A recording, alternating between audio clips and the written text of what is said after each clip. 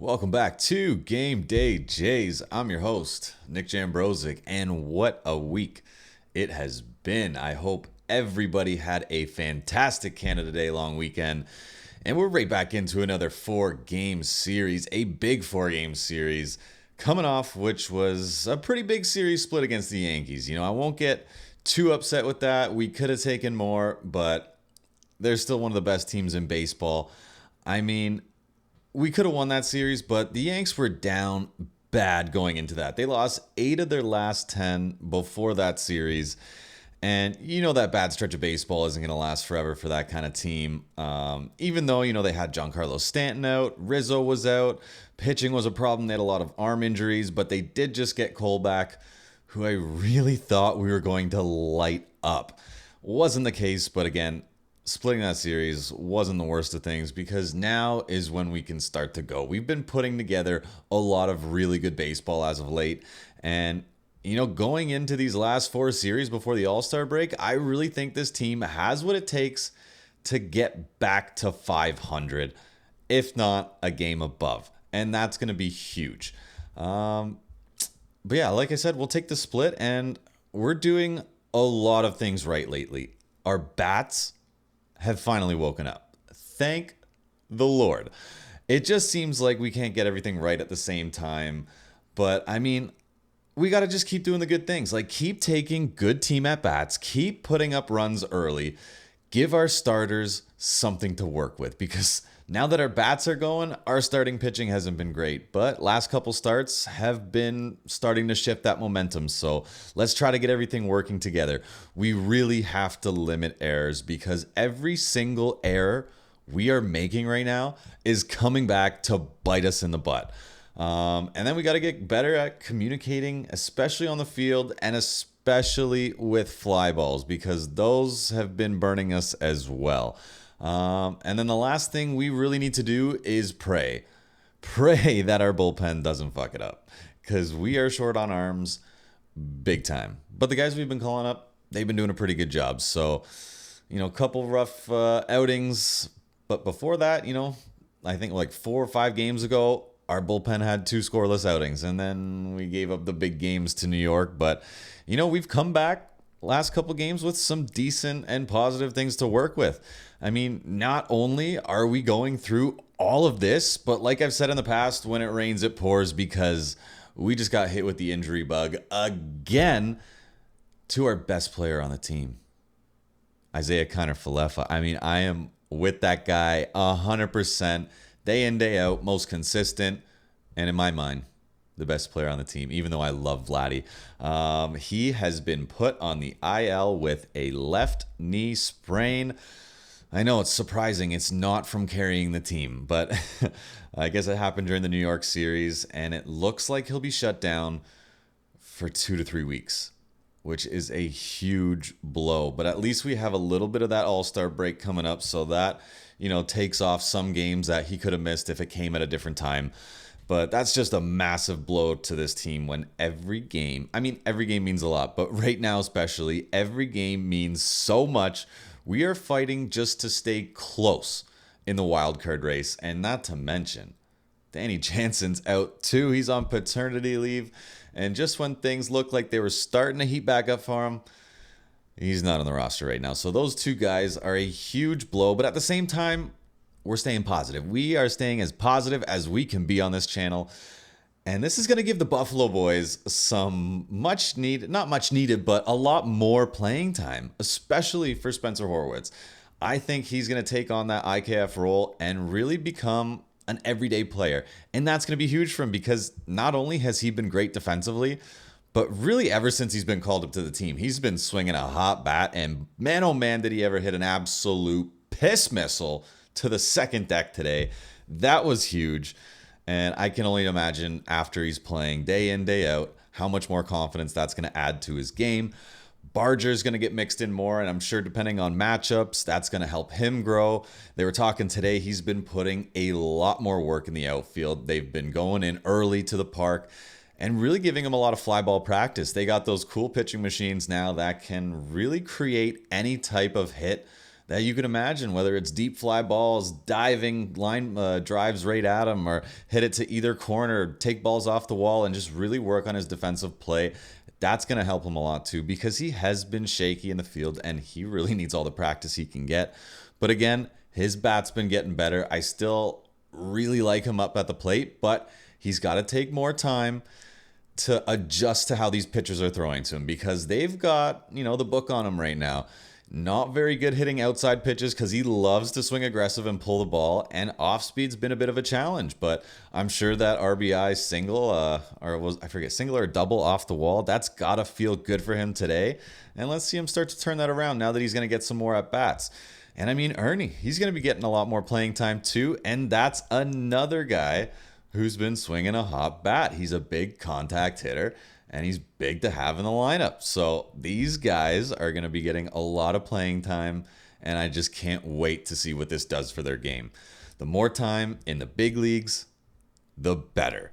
But before we even get into the last few series and the last few games, we had some hot tea brewing on the internet thanks to everybody's favorite Mr. Ross Atkins. I mean, Twitter was going off, and if you missed it, this was a few days ago. This was just before the start of the Yankees series, and he held a little media day. And to break things down, we'll keep it kind of quick, but he's going on and on about, 10 days ago we looked good, now we look bad. This is my fault, but I believe in our players. But why aren't we scoring more runs? Are we buyers? Are we sellers? And then to make things worse, at the end of the day, Hazel May talked to Bo Bichette and asked him if he'd be surprised if he got traded at the deadline. And he's like, nope, wouldn't be surprised at all. And I'm sorry, but that is not what I want to hear from you, Bo. Like, come on, of all people, get fired up, because I hope, what I hoped you said was, I hope I'm not getting traded because I still got work to do. That's something a leader would say on this team. It just sounds like you're giving up, and it's not the attitude we need right now. Come on, we all want you to play like the Bo we know. And it just doesn't seem like you have the right attitude going into the games day in, day out. You have been putting better swings on balls lately, I will say that. And I have a feeling, within the next week or so, you're going to start to heat up, if not right after the All-Star game. And I hope I'm right on that. But we need you, man. Like, what the hell is going on? And what a way to start a series against one of the best teams in baseball, not to mention a division rival. But one last thing that I wanted to touch on Ross is I was watching some clips, and Blair and Barker had him on the show, and they got a chance to interview him. And I like the question that Blair asked, because he was talking to Ross, and he's like, historically, we've been really good at picking up arms, midway through the season, and good quality arms. So what does he think about that? And are we going to be able to add, to this hurting bullpen late in the year? And the answer that he gave me really pissed me off, because he said to try and find guys like Jimmy and Jordan is tough, because any team with them is not going to want to get rid of them. Now, any businessman with half of a brain, you don't even need half of a brain. It's like business 101. You know for a fact that everyone and everything has a price. You got to do your job and go out there and make that deal happen. Because hell no team is just going to go out of their way and say, yeah, I'm looking to sell my best pitcher in the bullpen right now. No, you got to make him an offer that he cannot refuse. I mean, nothing too great. We don't want to give up too much, but you got to go out there and make the deal happen. And if that's coming from our leader, it's just not it, man. It's not it. Like, show us you're getting to work. Show us you're trying to do something. And that just really drove me nuts. But all right, let's get on to this Houston series, because I was at the game yesterday celebrating in traditional Canada Day fashion, having a great time, of course. But I knew we were going to lose. I knew before I even bought tickets to the game. It's kind of a last minute decision, but I went with, one of my best buddies and his girlfriend and, some of our close friends. And, we had a good time, but man, every time we take out those red jerseys, it is an automatic L. I was hoping whoever was on the mound chose not to wear them, but I guess it's just an obligation that those jerseys are coming out every single July 1st. And they are cursed. They are cursed. Even after One hell of a pitching performance from Yariel Rodriguez. He was lights out. That was, awesome to watch. He was striking guys out left, right, and center. His pitch count was phenomenal. I think the guy had 56 through 5 innings, just going up and down the order like no one's business. But of course, why have one thing work and not the other? So, our pitching was great, but bats were just ice cold. And oh well, it is what it is. We just got to move on. Like I said, those jerseys are cursed, but I've really been enjoying with how this team is evolving. Vladdy, it is so damn great to have you back, and you are by far the hottest hitter in the league right now, racking up home run after home run, RBI after RBI, coming in clutch day in and day out, especially in big moments when we need you to show up. So thank you, Vladdy. It has been an absolute joy to watch. And just continue doing what you're doing, man. Have some of that luck rub off on other teammates. And it is because Springer, doing the exact same thing to have not only one guy heat up like absolute crazy, we got two. And that is just huge because that is right in the heart of our order. If we got guys at the top of the order getting on base, that's big, or they're getting on base for the bottom of the order. They're just working things to perfection right now. And all I'm asking is, both of these guys, please try to rub a little bit of this off on Bo. I already said it, but we need him. Please, please, please. But yeah, again with George Springer, this team notoriously wins ball games when they have fun. That is a recipe for success. In all sports, but especially for this Toronto team. We are used to seeing this team win, and when they win, they are dancing, they are smiling, they are having the best of time, and we're starting to see that. So, George is just leading the charge with this. He's dancing in the dugout, looking like a Fortnite character in there. He's putting good swings on balls. He's meeting the ball out front of the plate with the barrel and full extension. And he's just putting great swings on it. So, George, you're just an absolute pleasure to watch lately. And let's keep this going because, these guys are going to cool down. They're not going to stay this red hot forever. It's just impossible in an MLB season. But when these guys do start to cool down a little bit, I am expecting guys like Varsho, Schneider, Kirk, and Bo to pick up the slack, to ham and egg this team and keep the momentum going, because that's what it's about for the rest of the season right now. Let's keep the momentum. When a guy's hot and cold, we got to pick these guys up. So let's get into the game, and we're going to start things off with Berrios because I thought he looked pretty good today, other than the 5th inning, of course. Kirk was calling a good game. His location was decent, but I really liked how he was spinning the ball today because that is key for Berrios and his success. When he's got that tight spin on baseballs, that works drastically to his favor. And most of his changeups, were pretty darn good. He did hang one, for a hard hit single or a double, and missed him a little bit, but that's a pitch that, isn't his best. And I thought he was throwing some pretty good ones tonight. But I don't know what it is lately because our starters, third time through the order, are really struggling, and it's been biting us bad. We got to find a way around this, whether, it's just really switching up the game plan in the 3rd inning and just, pitching backwards and, starting guys off with a lot of breakers and then finishing with fastballs, or what. We got to start to change things up because I've been noticing a trend lately that our starting pitchers are struggling 3rd time through the lineup. Guys are just starting to tag baseballs, and we almost pull them when it's a little too late. We give that team momentum, and then our bullpen just can't take that momentum back, and then our hitting cools off because we put up, a decent amount of runs early in the game, and it's just not working out for us. So if we can figure out a way to get through that 3rd order without it biting us, that's going to lead to even more wins. And it's never fun when you give up a leadoff hit. But going to the 5th inning, that's exactly what happened because I'm going to touch on this a little bit. It's tough when you're behind in the count, especially on a ball that should have been an out. So now you're like, oh shit, I got to give up, or I got to get 4 outs this inning now. Sometimes mentally it puts a little more stress on you because you might want to take on, more personal role and try to make up for it yourself, even though it wasn't your fault. And as much as you want to believe in the team, you're just, trying a little bit harder to get that next out and get you back on track. And when you take that into your own hands, sometimes it just doesn't work out. And then, he hit the next guy up.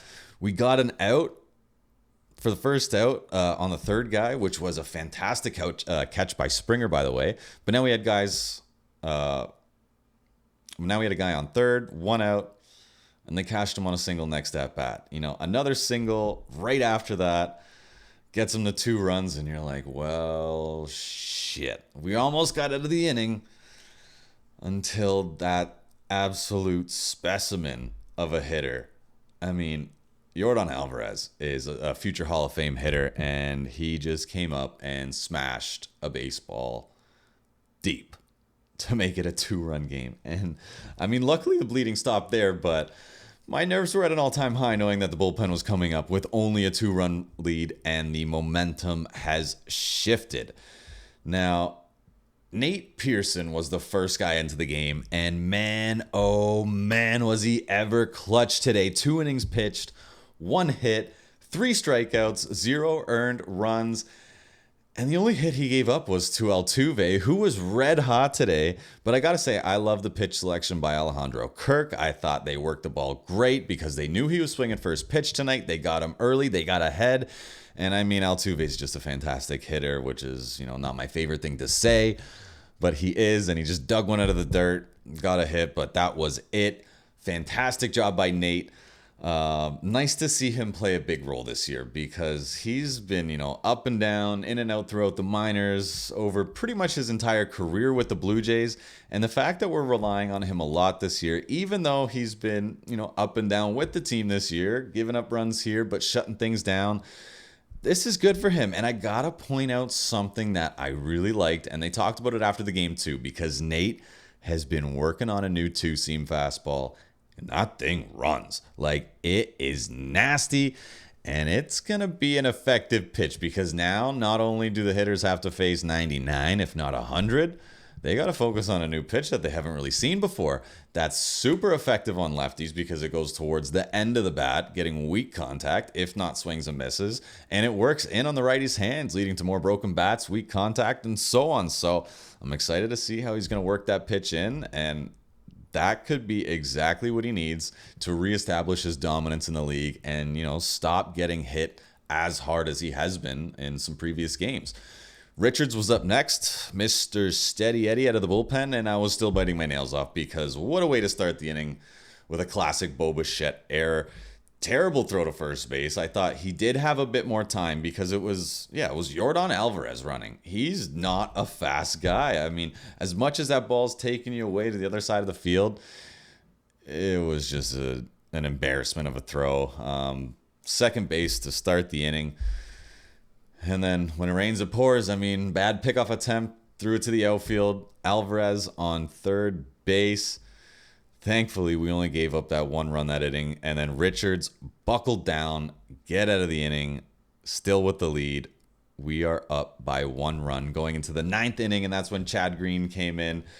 And I don't know if I had any fingernails left because Pena, first guy up, rips a ball. I thought this ball was gone. Thank God it hit the wall, kept it in the park for a double, and he shut things down. Back-to-back strikeouts and a flyout to end the game. Massive dub, huge confidence boost for the bullpen. And let's talk some offense right now because we have put up 5 or more runs in 7 out of our last 9 games. Not to mention being able to score a run in the first inning of ball games. Today we started 2 up, 2 down, but you know what? A little 2-out rally in the first inning, starting with a Vladdy walk, then a pass ball to move him on to second, and JT Daddy Turner coming in with a huge single RBI to cash Vladdy. What a way to get the lead early on in the game to give our starting pitchers something to work with, and we didn't have to wait too long after that because what did we do? Another 2-out rally. I mean, guys, we did not do this early on in the season at all. And these are such good signs moving forward. Like I said, we're doing so many little things well. It's just putting all the pieces together at the same time, or at least most of them, to get things working for us. Starting that inning with a huge solo shot from Horwitz.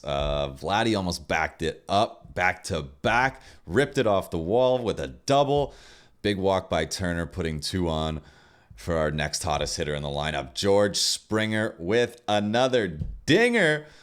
4-run inning, and it didn't stop there, because the very next inning, a little lady luck on our side to start things off. Ernie with a fly ball that lands between everyone thanks to a Houston error. Kirk walks next, and then Barger. I mean, top to bottom of the order, we were just getting things done. Barger puts a great swing on a ball on a middle out fastball, drives it to the wall for an RBI.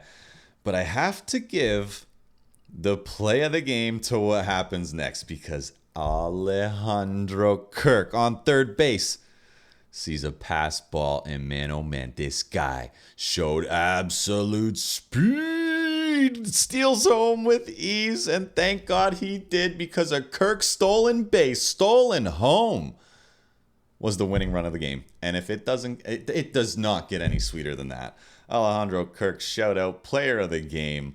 That was awesome, man. That must have felt good. I'm sure he needed a little bit of oxygen after that, but huge stolen base.